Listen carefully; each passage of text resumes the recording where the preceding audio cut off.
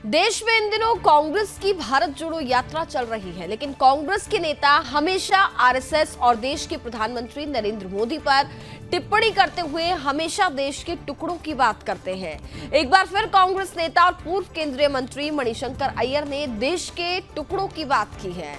माना कांग्रेस की आरएसएस और प्रधानमंत्री नरेंद्र मोदी से नफरत हो सकती है, लेकिन देश से क्यों? क्या है पूरा मामला, देखिए हमारी इस खास रिपोर्ट में।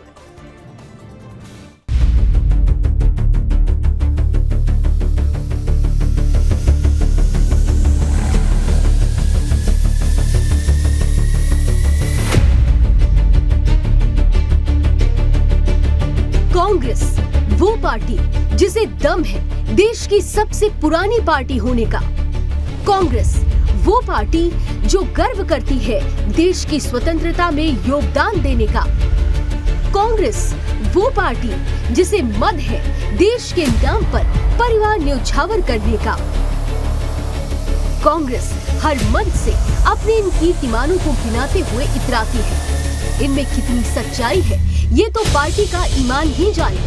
हाँ, एक बात जरूर है, इन सब के बीच जो कांग्रेस नहीं बताती है वो हम आपको बताते हैं। ये वो पार्टी है जिसे सेना पर भरोसा नहीं है। ये वो पार्टी है जिसे देश की संवैधानिक संस्थाओं पर भरोसा नहीं है। ये वो पार्टी है जो देश के टुकड़े टुकड़े करने वालों के साथ खड़ी होती है।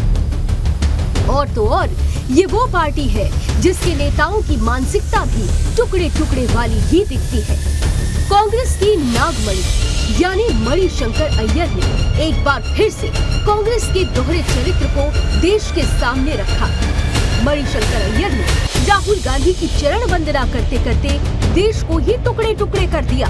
मणिशंकर अय्यर ने साफ लहजों में कहा कि देश टुकड़ों में बटा है और इसके लिए लड़ाई लड़नी होगी। अय्यर के इस बयान पर देश सवाल कर रहा है कि बताइए अय्यर साहब कि आपको देश के टुकड़े क्यों दिख रहे हैं। लोग सवाल पूछ रहे हैं कि बताइए मणिशंकर साहब कि आप कौन सी लड़ाई की बात कर रहे हैं। लोग सवाल पूछ रहे हैं कि बताइए साहिब कि आपको देश से इतनी नफरत क्यों है। साथ ही साथ लोग सवाल पूछ रहे हैं कि बताइए साहिब ये कौन सी कूटनीति है जिसमें आपके नेताओं में देश विरोधी बयान देने की होड़ लगी। आखिर क्यों कांग्रेस ऐसे नेताओं पर एक्शन नहीं लेती? कहीं ऐसा तो नहीं कांग्रेस खुद देश के टुकड़े करना चाहती है? हेमंत श्रीवास्तव के साथ ब्यूरो रिपोर्ट, सुदर्शन न्यूज।